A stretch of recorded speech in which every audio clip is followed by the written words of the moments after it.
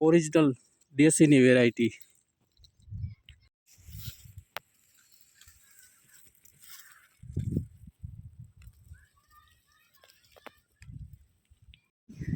બંસી પ્રાકૃતિક ફાર્મ.